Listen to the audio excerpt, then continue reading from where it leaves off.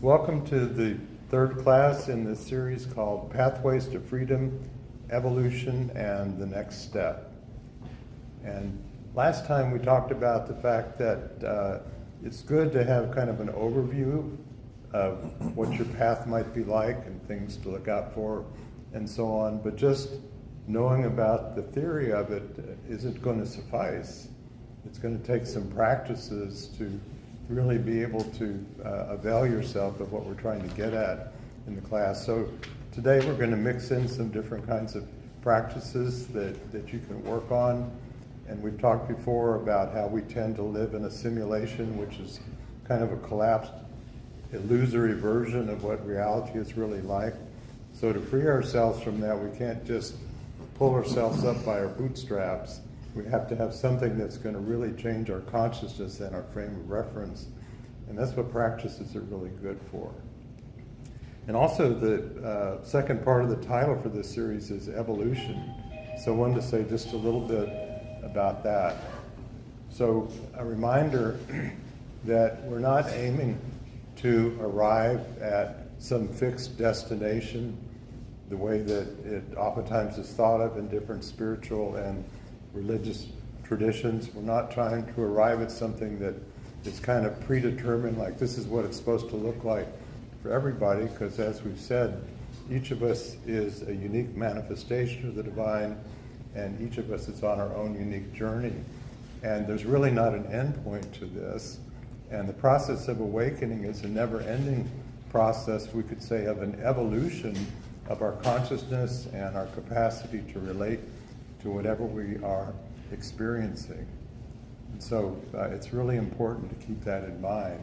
So if you feel like you've kind of been in a rut for a while, then perhaps something is needed to help get you out of that, and that's going to require an ability to let go of the familiar, usual ways of looking at things and to open up to something that may be unfamiliar, and trusting that if you're following an authentic path and you have appropriate guidance, that you're going to arrive at a higher state of being, even though you might be in a in-between, seemingly chaotic state. It's a great way to talk about that, Don. It's one of the fascinating parts for me in talking about evolution, and talking about evolution as a not only as a scientific reality or a developmental reality among our humanity and among animal species and plants and all that, but also that evolution has a lot to teach us about what it means to be fully human and what it means to be participating in this growing process.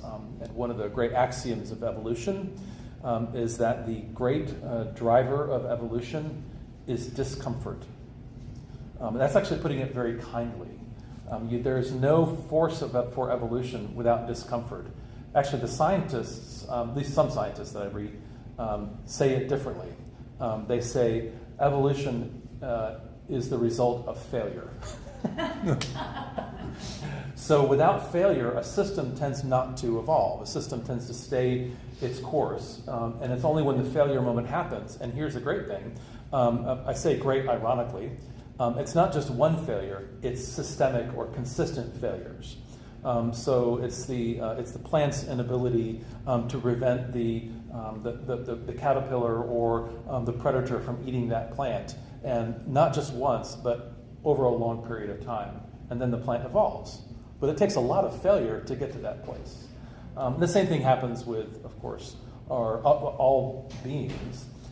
But then that's an interesting thing to think about when it comes to our consciousness, or our inner selves, or our, we might want to call, for lack of a better term, spiritual or transcendent awareness in our lives. That in order for us to participate in the evolution, we need to participate in failure.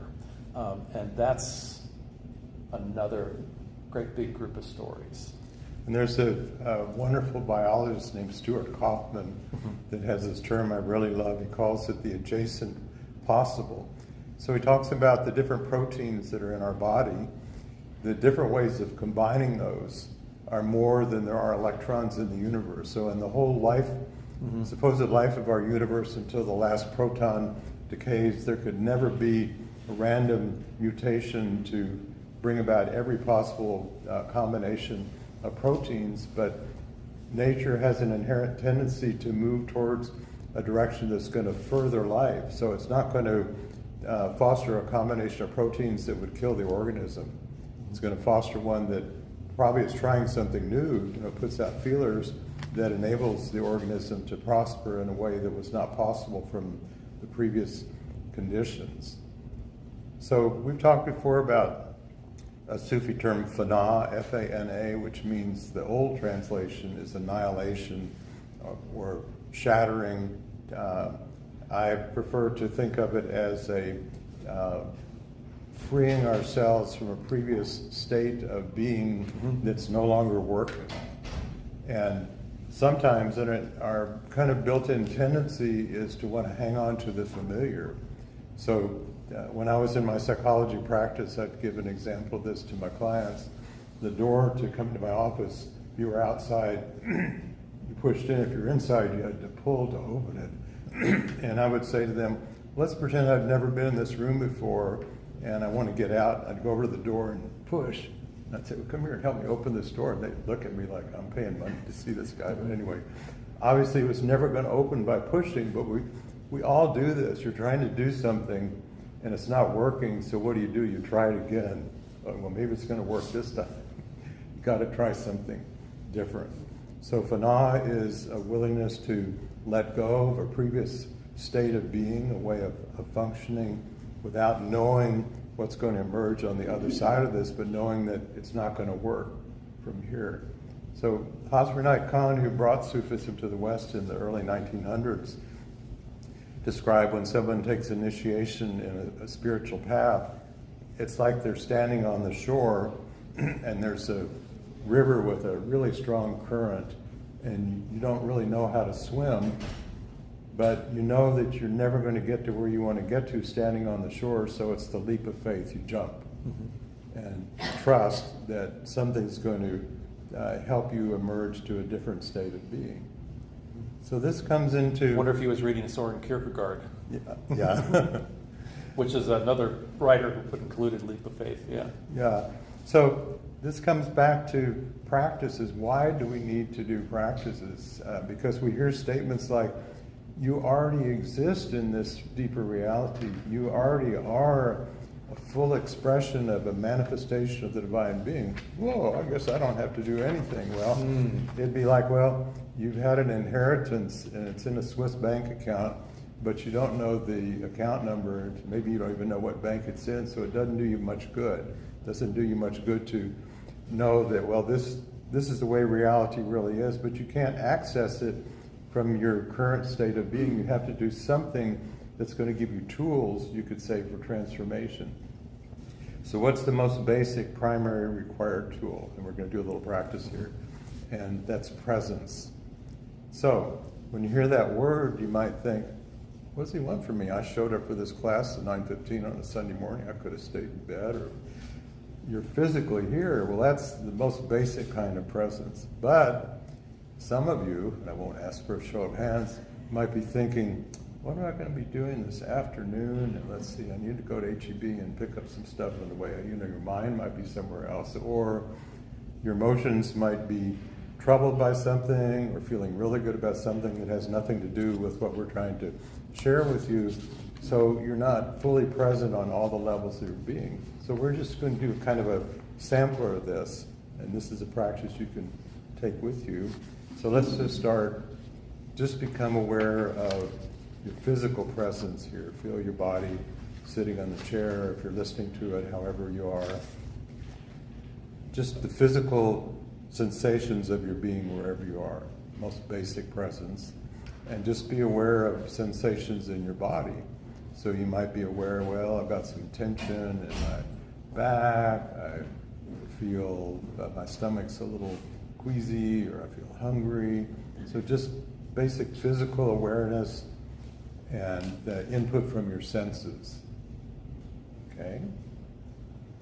And then you can just add on, well, listen to the sounds that are present here. And maybe you'll notice some you didn't hear before, the sound of the heat, the sound of the wind blowing outside, the occasional sound of a car coming by, the sound of your own breathing. Okay? So, and look at what you see, and maybe you notice some things that you hadn't seen before.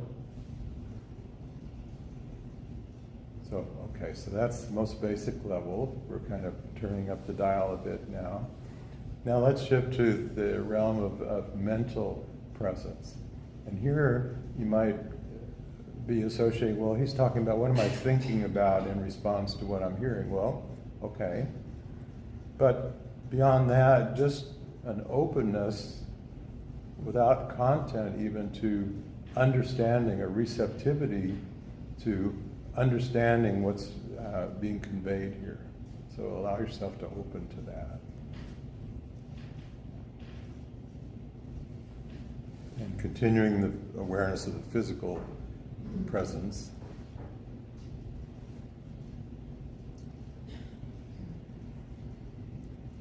Now let's add on emotional presence. Notice the feelings that you're having right now. How are you feeling? You might be feeling happy, you might be feeling sad, you might be feeling anxious, you might be feeling restless, and without trying to change whatever you're feeling, just allow yourself to be present to those feelings, continuing to open to the mental level of awareness and the physical level.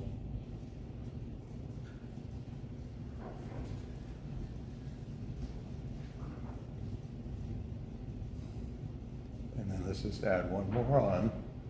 So allow yourself to be aware of energy, more subtle energy in the room. So there's a group of us here that are present live to today's class, but then those of you that are listening to this on YouTube, think about all the other people that are listening to this and feel a kind of collective energy that's built up from the people who are currently listening to this, or if you're listening to it later, who have listened to it in the past, and even to those who might listen to it in the future. We talked about how time is much more than the way we think of it, the linear arrow forward. So you're opening to all those different levels of presence, and see if you can feel an active quality about this presence. It's not just a passive awareness. There's something that emerges, a living presence, by virtue of your presence in relationship to whatever you're being present to, in this case to Jonathan and I sharing this class with you. So feel the dynamic that takes place with that. And notice how your sense of self may have changed and seems more expanded than what you started. It's not just you, this separated being, sitting there hearing stuff with your ears. And recognize that you can be in this state of much fuller presence as often as you like. And you'll have a much richer experience, whether it's talking to another person, or whether it's being out in nature, or whether it's listening to music, or whatever it is that you're doing. Feel the interplay, the circulation that takes place with this kind of presence. One of my favorite stories of faith is the stories around St. Francis of Assisi, right? And the arc of his life is a helpful, for me at least, a helpful arc. He goes on a series of journeys looking for his great purpose. His great purpose, he thinks, is found in going on great adventures. Some of those great adventures are as part of military campaigns, part of local army. He ends up getting captured and held as a prisoner and sees the brutality of war.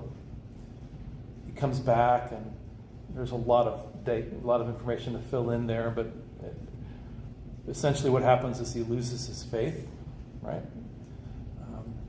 And then he walks into a church in this moment of losing his faith, which you might call an emptiness place, a place of in the monastic path, you'd call that purgation, this place where everything has been tried and nothing is working, so then everything must go. So he's on this process of steady layering of purgation, and he empties himself, and he hears a voice of God say, rebuild my church, when he's in the middle of a bunch of church ruins. And then the next part of the story is that he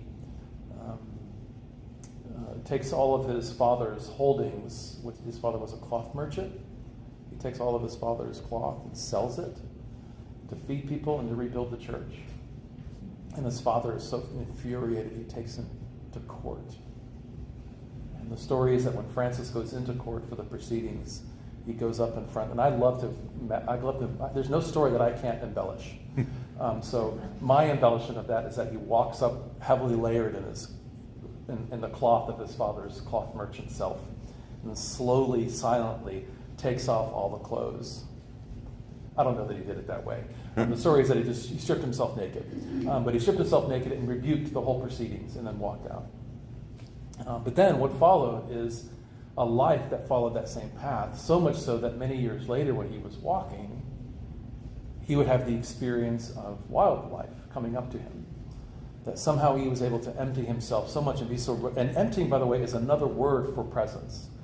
Emptying, in my language at least, is another word for being open to fullness of presence. So that self-emptying, radically present self of St. Francis then became so liminal that even the birds and the animals recognized something else happening. So then he writes in his poetry, which we still have, the Canticle of Brother, Sun, and Sister Moon, his Canticle of Creation, which the choir here has sung before many times. This whole idea that as we undergo this steady process, that it is that our life becomes so thin and available to all of life, that all of life might recognize us as companions in all of life. And wouldn't that be a great thing? Mm-hmm. That when we see a plant, when we see a bird, we see them as kin.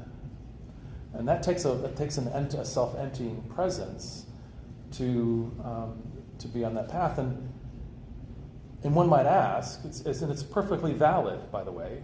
It's completely valid, because I've talked this way with young people before. I've done some camps and things, and every once in a while I'll get a young person that will say, "But why?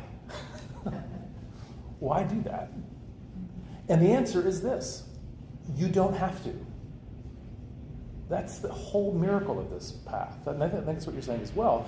That you said it before, the way we talk about it is, we Christians, the way classic Christianity talks about it is salvation and sanctification. This is not about getting saved. This is not about getting into a place of divine presence upon your death, right?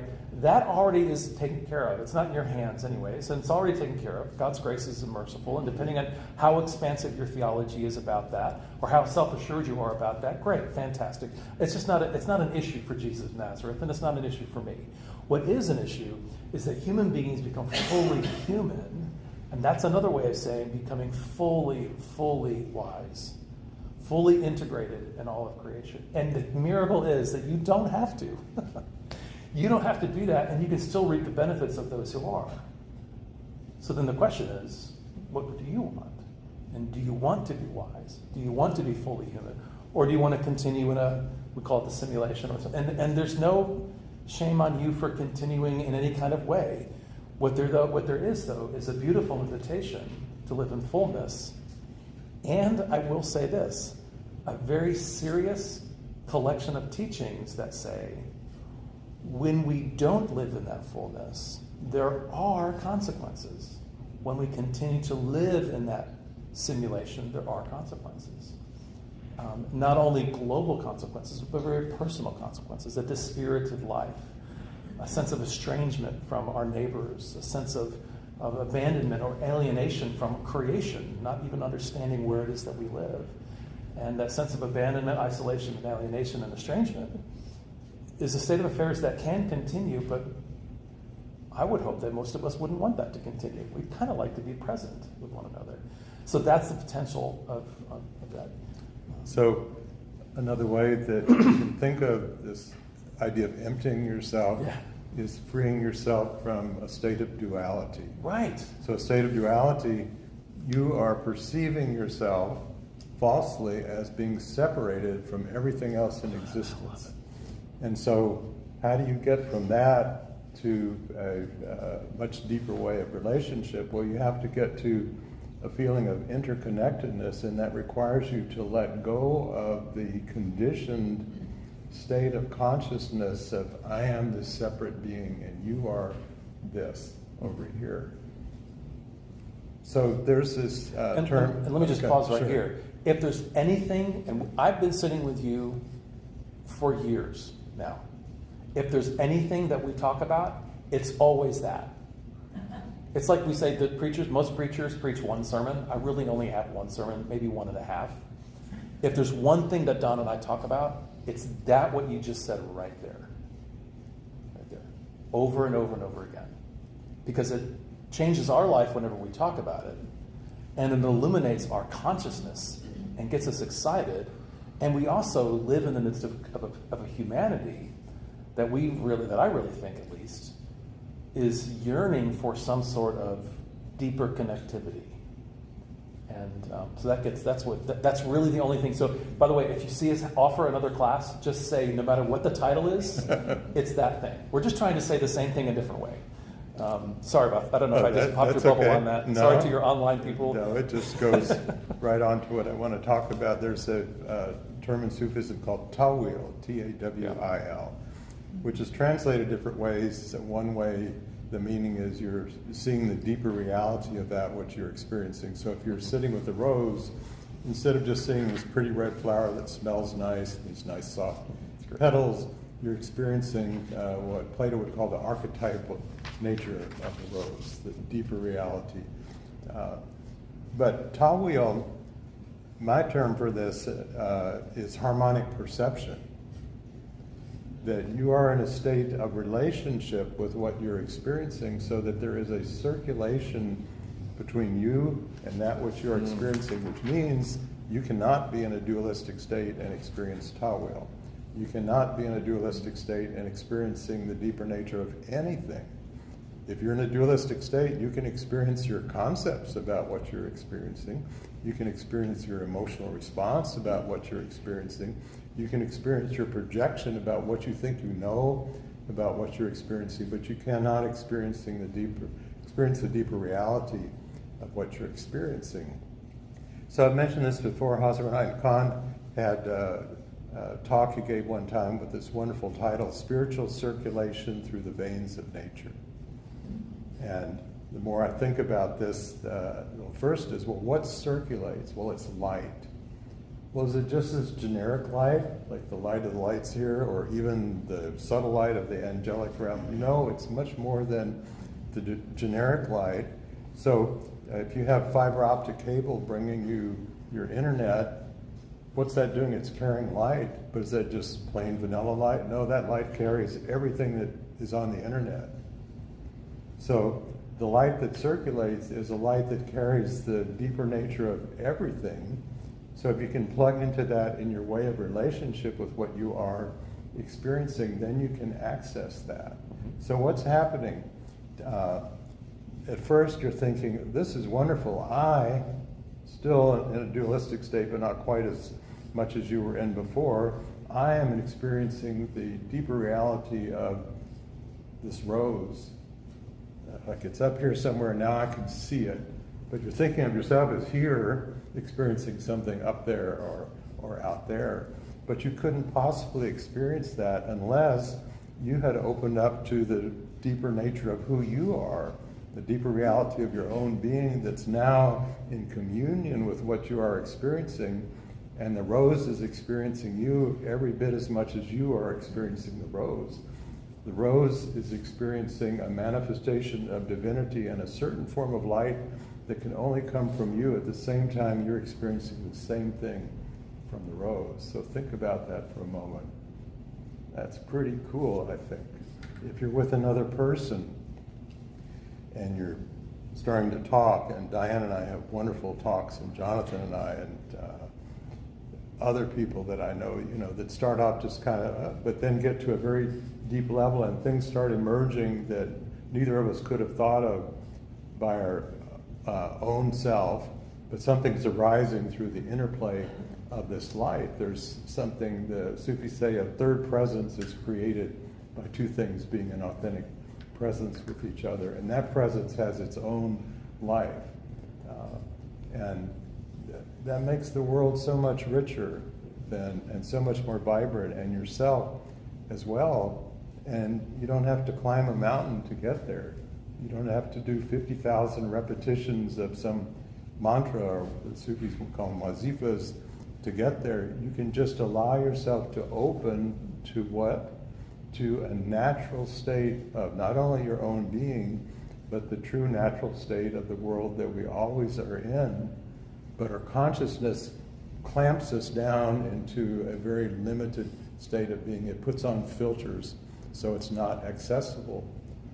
But with practice, anyone can learn how to loosen those filters and to open up to a much deeper way of being that's so much more satisfying that over time it becomes easier and easier to remain in that fuller state than to go back to where you were. Yeah, and there's no turning the impact we have on our neighbor on or off. That's another powerful thing that I think the science of biology, but also the social sciences. There's a term in social sciences, somebody might know the term, where you are an observer in the midst of a social system and you're doing a human experience, and it's the impact that the observer has on the interview or the conversation. Does anybody know what that term is? There's a term. Jennifer has her master's in sociology, and she's not here. So, but the premise is this: even if you are a completely well-trained neutral observer in a social system, and you are trying to measure through survey or through interview, you're being present, just like you're being present in the great quantum experiences, the quantum physics, Schrodinger's cat.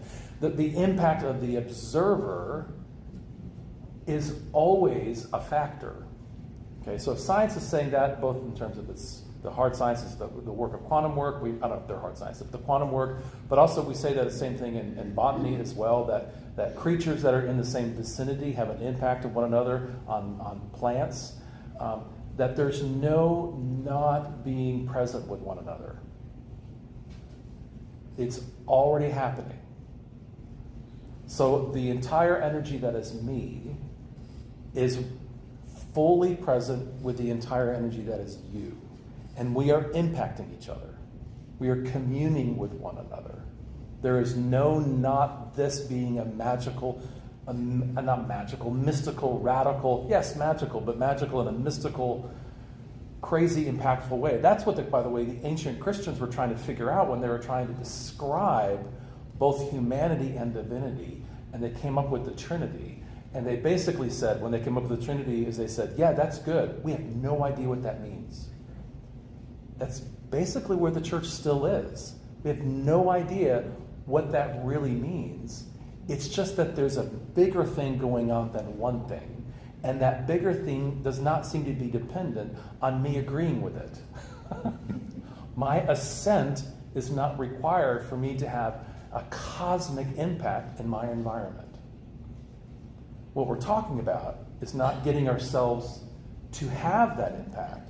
We're talking about opening our awareness to what already is happening.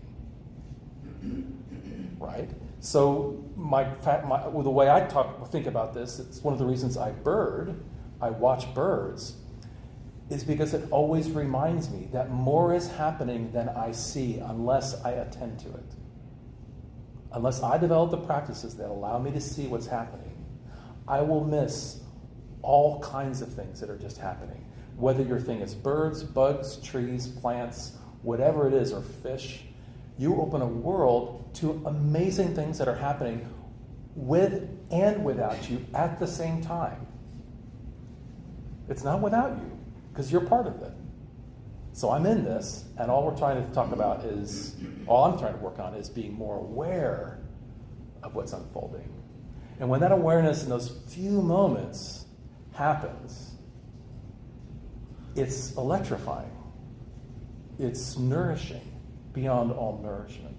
So then when Again, back to the Jesus story, when Jesus has a conversation with a woman at the well, and his friends think that he needs to have lunch because they haven't had lunch and it's in the middle of the day, and they come back and it seems like Jesus is fully nourished having had that conversation with that woman at the well. He seems to be full and satiated all at the same time, and no food has been exchanged. Maybe some water, but by the way, that story in the 4th chapter of John doesn't describe him actually taking a drink. It's brilliant. Somehow he is full and satiated all at the same time. And what does he say to his disciples when they get grumpy about who provided him food when it was their job to provide him food? What does he say to them? I have food that you don't even understand, that you don't even know about. Because this wisdom teacher was fully, radically present to the nourishing, radical presence of the other. That's a great way to live. We've talked about that we exist on multiple vibrational levels, most of which we're not aware of. Right. We've talked about that we are beings whose, what is really us, the effects extend far beyond our body. And maybe we'll get to some practices about this maybe next time. But whether you're conscious of it or not, you probably know at least one person in your life that wherever they go, things tend to break. They come into your house and a light bulb just burns out. And they say, you know, my car is always breaking down and this and that.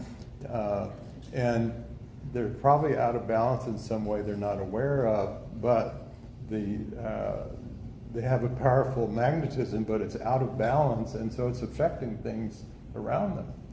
You may have a green thumb or know of people that have a green thumb and everything just blossoms, and then you know someone else that say, you know, I try to do this, but the plants just die. And again, there's a kind of energy that they may not be aware of, whether it's positive or not so good, that's affecting the plants. So what happens if we can become much more present and conscious of what we're putting out, what we're putting into the circulation that takes place in our interconnectedness? Well, hopefully we'd like to put out some good juice out there. Hopefully we look at what's going on in the world right now and maybe feel like, oh God, what can I do?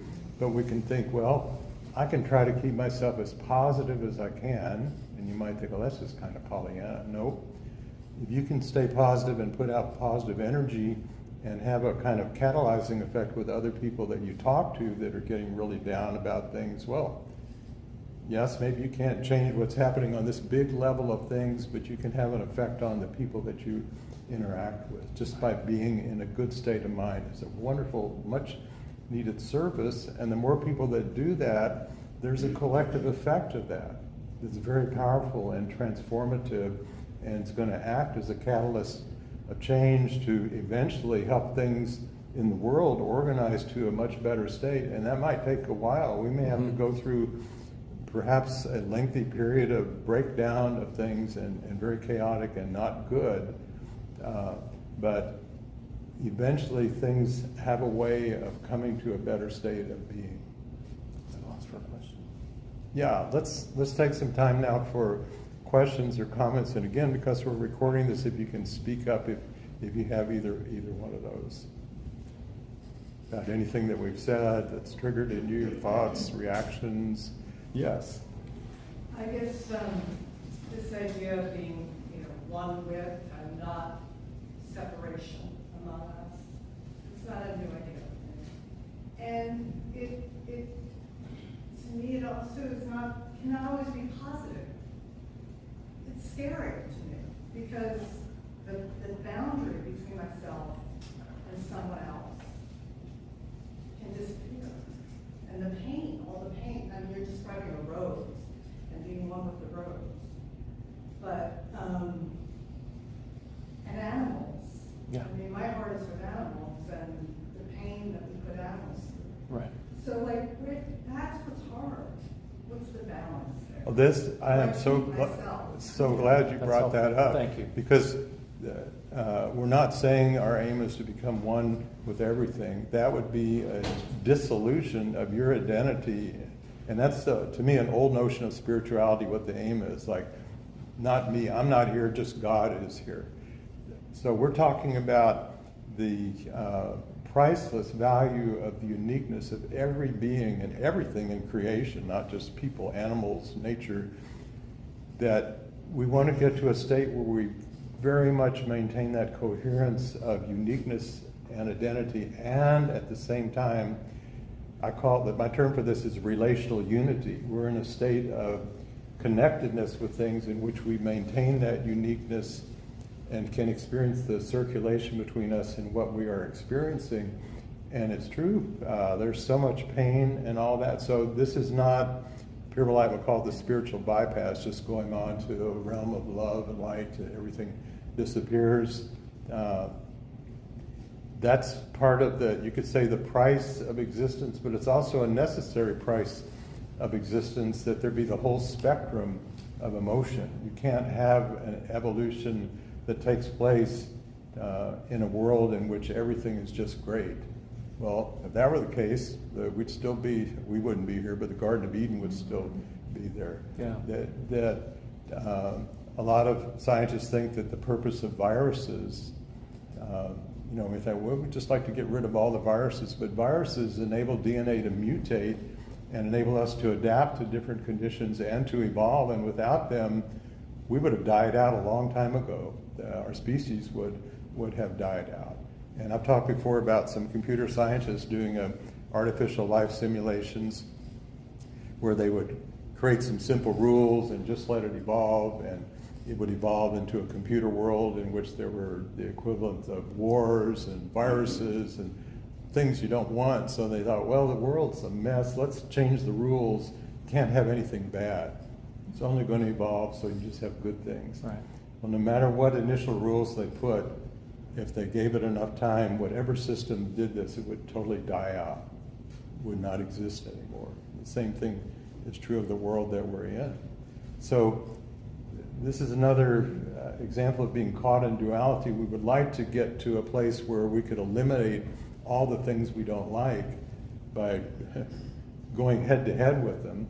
And I'm not saying we shouldn't stand up for right and justice and all that, very much so, and not allow things to go on that shouldn't be going on. But as long as we're doing this in a polarized state of reaction and negativity towards them, the other side, we're just helping to foster the polarization that's been there since the first humans had the capacity to relate to each other. So we can have a way of doing this. There's a beautiful story in some Sufi writings about some great Sufi who was he was a warrior. Maybe this was during the Crusades, I don't know. And he had his opponent down on the ground. He was ready to stab him with his sword, and the opponent spit on him. And what did he do? He didn't stab him. He got up and let him go. And someone said, "Why did you do that?" He said, "I could not kill him out of anger." Pretty far out. So it's I've said this over and over, and Jonathan's right. We have kind of the same conversation in different analogies and so on, but it's all about our modality of relationship with whatever we're engaged in.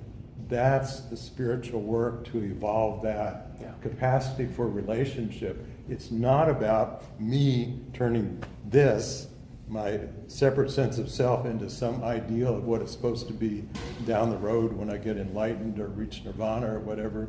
That's not how it works. It seems like it is, but it's not. It's about changing our way to plug in to what I sometimes call the cosmic neural network that we're totally intertwined with. We are part of the awakening being of divinity, awakening to itself and existence through every part of existence in relationship with every other part of existence. So there's this, C.S. Lewis's The Problem with Pain is probably helpful. There's one of the ways that I get at that question, Donna, is letting, in my own heart, going all the way to kind of the essence of what it means to be a creature, or what it means to be in this existence, whatever it is. And what it means to be part of this existence is that we are not exempt from the consequences of being part of this existence.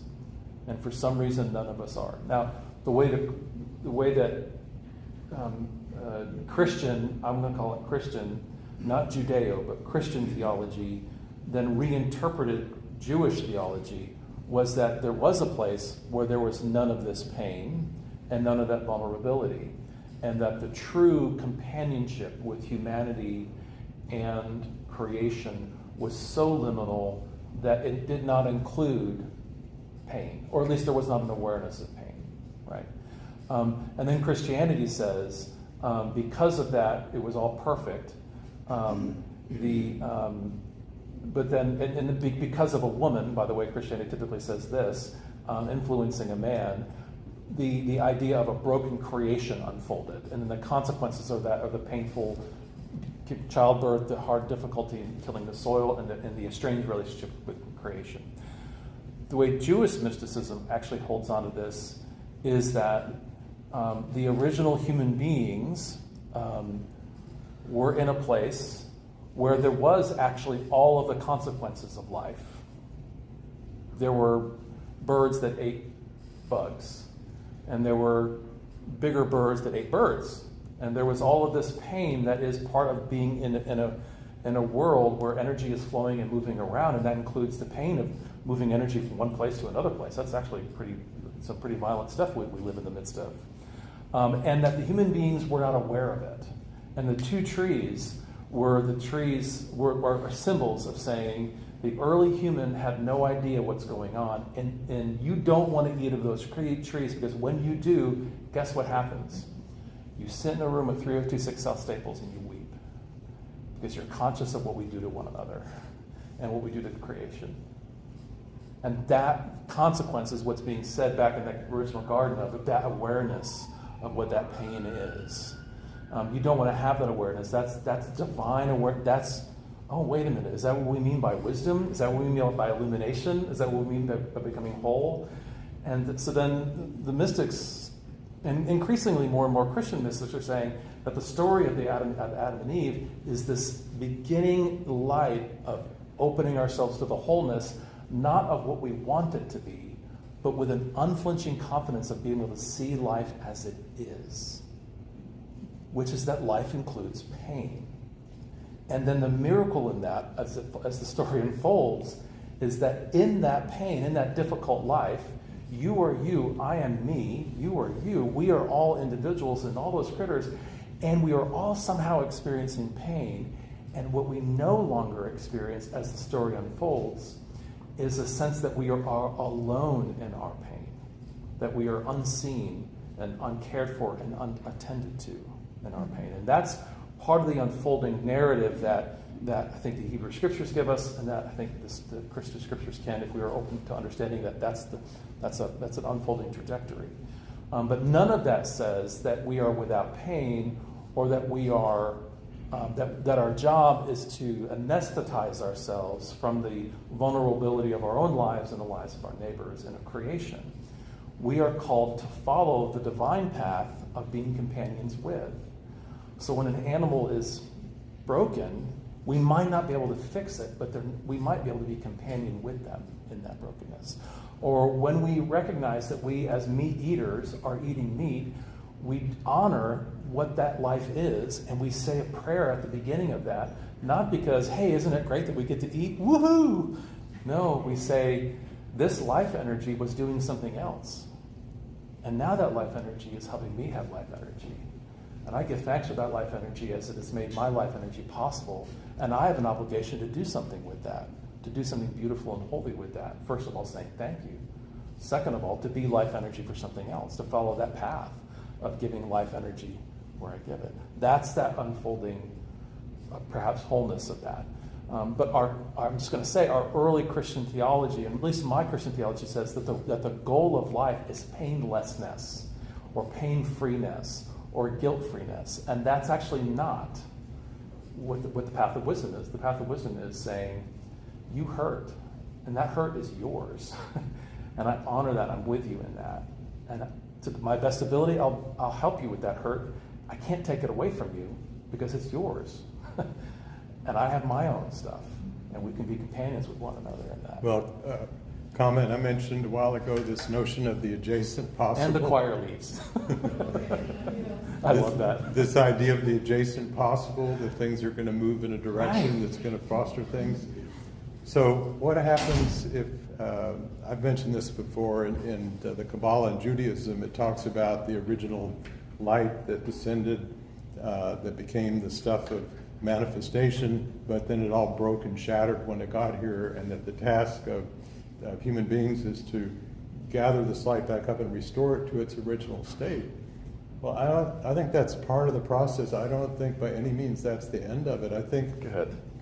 the Sufis talk about the reason there's a creation because God was a hidden treasure desiring to be known. And I would say, and they talk about the manifestation enables divinity to awaken in life. So what happens if you think about, instead of just yourself, your own spiritual journey and your awakening, this whole existence that we are in a deep interconnected relationship with, is the adjacent possible is not only the next step, which will be our last class will be about that, is not only the next step for you, but it's the next step for the divine to awaken to an adjacent possible of divinity expressing itself in manifestation that's a furtherance of all that's been possible before, and that requires what? Quantum leap.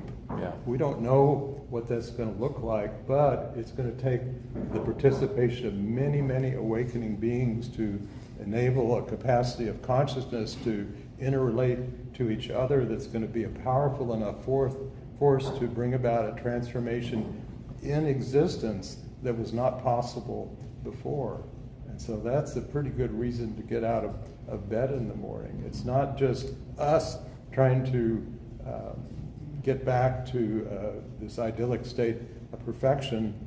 There's two Arabic words in Sufism. One is mu'id, M-U'-I-D, which means a restoration of an original state of wholeness. So if you're sick, you want to get back to being healthy. That's mu'id. But then there's muhi, M-U'-H-Y-A, which means transformation. So why stop with just getting back to where you were? Wouldn't it be nice to get to a even more wonderful state of being? And that's that evolutionary step into the future that not only are we participating in as individual beings, but the divine being is participating in that right along with us, and nobody knows, including the divine, what's going to happen. That's the experiment of existence. Question, comment? I find that these ideas are incorporated in my own body experience. If I step left, I'm out of balance. I'm out of balance. Okay. And the rest of the body is also. If I move forward and step with my right foot and even it up, I'm balanced. And that's enough to say to myself, hey, how am I walking? It's in me. I think it's in our bodies that is manifested that when the toe hurts, everything in the body hurts. And it's a regard that can't be dismissed. That's the way I am made. There's a wonderful axiom. You introduced this this idea of axioms. I've been quoting it. There's a wonderful idea in this mystical search of as above, so below. Yes. As below, so above. Yes. That we are always pointing it's always pointing to more, right? So then Paul, the Apostle Paul, right, New Testament, 2 Corinthians, said about the body, and he wasn't just saying you are the body of Christ. This is a really nice metaphor, and by the way, this might help you understand where you are in the organizational structure of the church, and yada yada yada. No, he was saying that. He's saying, I think he was intuiting that, and he was doing that, by the way, based on a lot of really good Greco-Roman philosophy, which was saying similar things, which is that there's this interesting sense of oneness in body life, this body life. And like you said, when your toe hurts, everything hurts. That matters. And if I could add on to that, oftentimes our energy could be out of balance on a more subtle level without us being conscious of it. But if we can become conscious of it and address that, everything is smoothed out. But sometimes it has to get all the way down to our physical body before we have an awareness of it. And then we do need to deal with that, because that discomfort has a connection with other levels of our being that maybe we aren't conscious of. But ultimately, this process of awakening is restoring a sense of wholeness of being that's much more than just our physical body and our physical sense of self. It's discovering the fullness of our existence on many levels, vibrational levels of reality, and then to experience the circulation of light and energy that takes place through those, and then to be able to modulate our consciousness as needed to focus on one particular area or another. And so life is very patient. We're not always very patient, but life is very patient with presenting us with multiple, as many as we need, opportunities to learn something that's for our welfare. Sometimes we think of when that happens, well, why does this thing keep happening to me? It must be my karma. No, it's not your karma. It's like life is trying to give you a wake-up call, and it didn't get your attention with this, just like an alarm in the morning. Some people don't wake up with the usual alarm. They got to set some more alarm clocks or whatever. So they got to turn the signal up until it gets enough of our attention for us to either make a change, or sometimes this phenomena, the shattering, has to take place and things just break down. Everything is falling apart, and we just have to surrender, and then we can open to something that's been trying to emerge in us that we couldn't allow to come through because we were stuck in holding on to the old ways of being. And if you look back on your life at very traumatic periods like this, you probably came out the other side and looked back, oh, you know, I've really grown from this, although in the middle of that experience I couldn't see it. But now I'm grateful for what happened. Jesus of Nazareth said this wonderful thing. He said, you're able to understand when the wind blows, or you can understand the changing of the seasons. You can understand, you can learn, you know when the trees start budding, that things are happening. You know all these things, but you don't know what's going on inside yourself. Which is exactly what you're saying. Yeah. Is that there might be this, we might not call it karma, but whatever this is going on, your car breaking, your doctor saying, hey, wait a minute, or your relationship's getting weird, and meanwhile I just keep saying, everything's fine. No, all these things are happening and you can't pay attention to what's going on here, but you know all the stuff outside of you. Pay attention to what might be happening. That's really cool. It's in the comic strips. One guy says to another, your karma ran over my dogma. I love that one. Yeah. Any other comments? I'm going to say one more too, that my understanding of it. So I'm sorry Donna just left, so I'll talk to her when I can, but she brought up about pain, okay, and the best we can do usually is to just numb it the best we can, or pay attention to something else.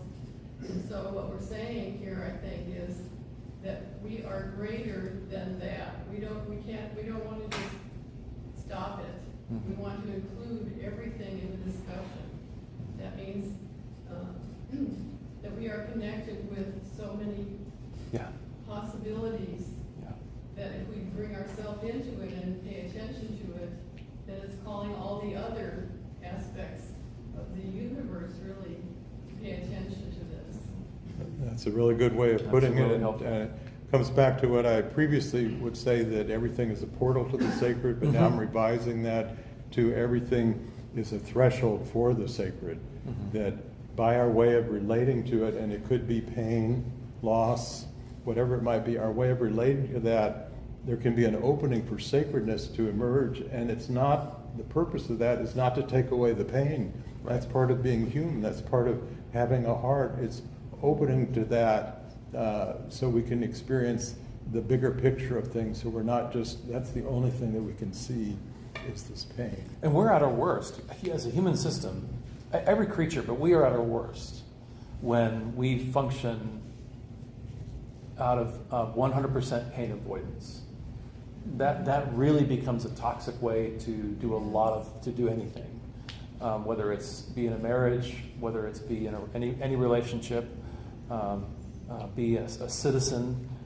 That pain and discomfort avoidance is a bad way, because pain has its own voice, and it can teach you. There's a wonderful teaching that this church is aware of that is both a physical teaching but a systemic teaching as well, is that you don't waste pain.